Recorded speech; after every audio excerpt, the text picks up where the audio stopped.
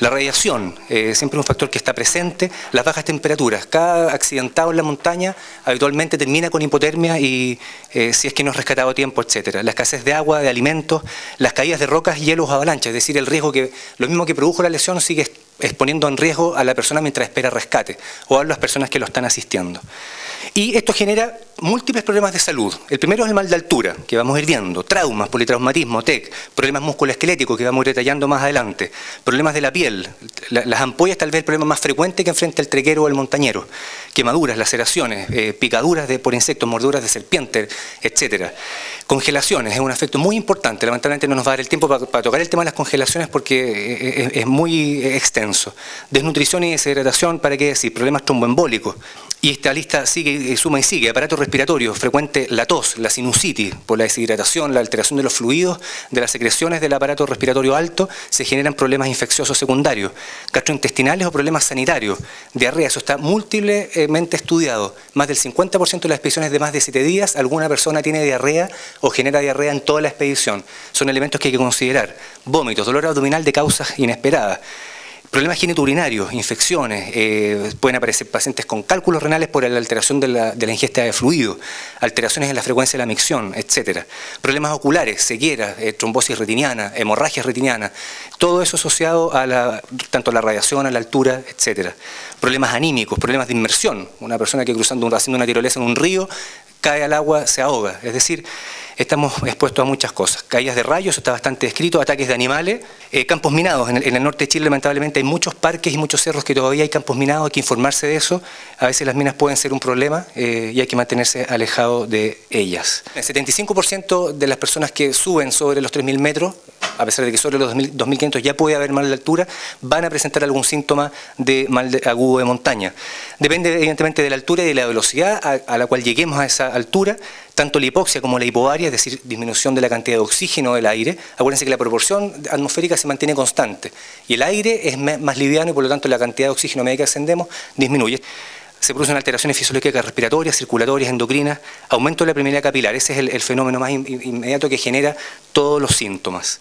El cuadro clínico, el síntoma más importante es el dolor de cabeza, náuseas o vómitos, anorexia o falta de apetito, fatiga y, como les mencioné, alteraciones del sueño. Esto es fundamental. La prevención, lo más importante es la aclimatación previa, y aquí hay estudios bastante interesantes de cuánto llamamos aclimatación previa. Se supone que ascensiones sobre 4.000 o 5.000 metros un año antes de un siguiente cerro puede generarte una rapidez en la adaptación a la altura. De alguna manera el sistema tiene cierta memoria, por lo tanto el mantener una actividad constante también es útil en esto. Medicamentos, esto muchos de ustedes deben conocer el uso de la acetazolamida. Hay estudios que avalan su uso, otros estudios que no la avalan, pero en definitiva si uno suma y pone en la balanza, pareciera ser un medicamento que es útil para la prevención del mal de altura. Hay que tomar las dosis adecuadas y echarse encima los factores o las alteraciones secundarias, que no son pocas. Hay alteraciones gastrointestinales, sensaciones de parestesia en las extremidades, etc. Aumento de la micción, o sea, hay que preocuparse aún más de la hidratación respecto a la acetazolamida, pero sigue siendo tal vez el caballo de batalla para la prevención del mal de altura.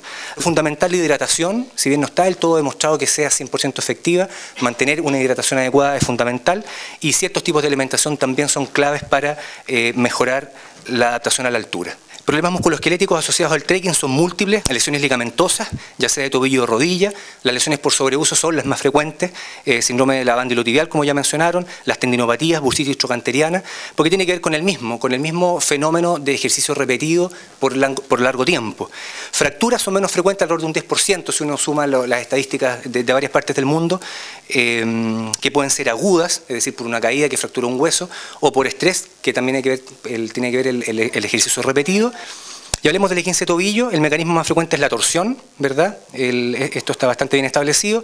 Se lesiona el ligamento. El esguince es sinónimo lesión del ligamento, que pueden ser los laterales o los mediales. Va a haber dolor, aumento de volumen, inflamación o edema, puede haber algo de equimosis o moretón, que es el término para toda la gente, y con algún grado variable de impotencia funcional o incapacidad para continuar la marcha. Reposo bien alto, frío local, muy importante, siempre va a estar a disposición. Algún tipo de inmovilización, que puede ser desde el mismo zapato de caña alta, algún tipo de vendaje o órtesis que uno debiera llevar en nuestro arsenal de botiquines para cerros de largo aliento. El uso de los bastones para descargar de alguna manera también sirven, antiinflamatorios, y la carga tolerancia, y eso va a depender de cada cual, ¿ya? Cuando la carga en el fondo es muy dificultosa, hay que pensar que puede haber una fractura asociada también, y ahí es más vale replanificar, tal vez de hacer descender a esa persona y evacuarla a algún centro de salud. ¿Cómo prevenimos la lesión? El zapato de caña alta. El uso de bastones no solo previene el esguince de tobillo, previene todo lo que vamos a conversar a continuación, que son las lesiones por sobreuso, y eso está ultra demostrado. Hasta un 30% de descarga en las estructuras de la extremidad inferior o mejoría en nuestra eficiencia del ejercicio aportan los bastones bien utilizados. Pero lo más importante, obviamente, la información de las condiciones del terreno. Terrenos pedregosos son más riesgosos que terrenos planos, obviamente. Más del 50% de los trequeros de más de una semana generan algún tipo de problema por sobreuso, ¿ya? Y como definimos la lesión por sobreuso, es un dolor articular, muscular, óseo de algún segmento que se produce por el ejercicio repetido y prolongado en el tiempo y que son de intensidad pequeña. Cada ejercicio en particular o cada movimiento no es suficiente por sí solo para generar daño, pero repetido y mantenido en el tiempo sí es capaz de generar alteraciones. Y eso tiene que ver también con la capacidad del organismo de ir reparando propias lesiones microscópicas o microroturas o lesiones de cada tendón, y como se va repitiendo el ejercicio, esa capacidad de autoprotegerse o de autorrepararse se va perdiendo. Las lesiones más frecuentes son a nivel de la rodilla, lejos, bandilotibial, tendinopatías, capsulitis medial. A nivel de tobillo, tendinopatías, talalgia, metatarsialgia, todo eso, más de algunos de ustedes lo han sufrido. A nivel de pierna, la periostitis, muy frecuente, síndrome de estrés tibial, síndrome compartimental crónico, muscular, también a nivel de cadera, bursitis, tendinitis glúteas, etc.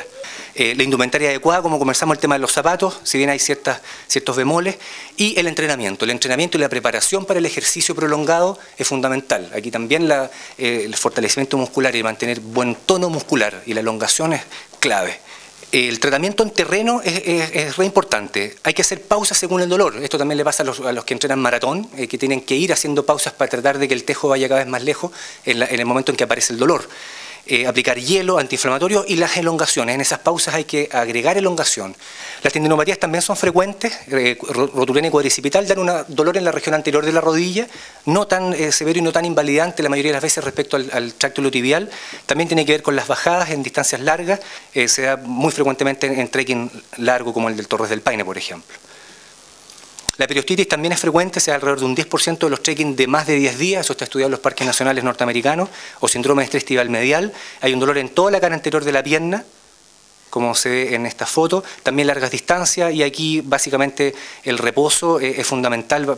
Cuando se presenta es muy difícil continuar con el trekking, así que hay que abortar y volver a la ciudad, hacer el tratamiento en agudo y reentrenarse para lograr resistir. Lesiones en ascenso, lo puse con esa palabra, y las distintas modalidades son el andinismo, la escalada en roca, ya sea tradicional o deportiva, la escalada en hielo, en pendientes, cascadas, progresión, en glaciares o grietas, ¿verdad? Y cada una de ellas se comporta de manera distinta, pero necesitamos generar algunos conceptos en común. Los mecanismos de lesión en la montaña, el más importante es la caída. Y cuando uno evalúa el detalle de la caída, el más importante es el tropiezo. Pero también en alta montaña el uso de bastones, o en este caso ya un piolé de marcha, evita el número de tropiezos, y de los tropiezos evita el número de caídas por el tropiezo. Las mismas cuerdas pueden lesionar en los escaladores en roca de pared, están descritas amputaciones digitales cuando uno atrapa sus dedos o algún segmento en las cuerdas, esto está bastante bien estudiado. Heridas en las extremidades inferiores por los crampones, cuando uno se pega en la pantorrilla, se rompe la ropa, y a veces se producen heridas que pueden incluso liquidarte un intento de cumbre. Y todos estos mecanismos y todos estos factores, ¿qué tipo de lesiones producen? El más frecuente y el más mortal es el TEC, coincide con la bicicleta. El 50% de los pacientes puede presentar TEC, y lo más importante es con escalas de Glasgow bajo 8, va de 3 a 15, y los pacientes que tienen bajo 7 u 8 tienen alta tasa de mortalidad, por eso les menciono este valor. Trauma torácico es el segundo en frecuencia, 25% o más, también con posibilidad de muerte inminente. Fracturas en tercero en orden, básicamente extremidades inferiores, fracturas de pierna, fracturas alrededor de la rodilla, fracturas de fémur y de la pelvis. Nunca subestimar las fuerzas de la naturaleza, ni sobreestimar las condiciones personales. Y esos dos factores juntos, que significan experiencia, son el elemento que los europeos han encontrado como el factor más importante de accidentes y lesiones.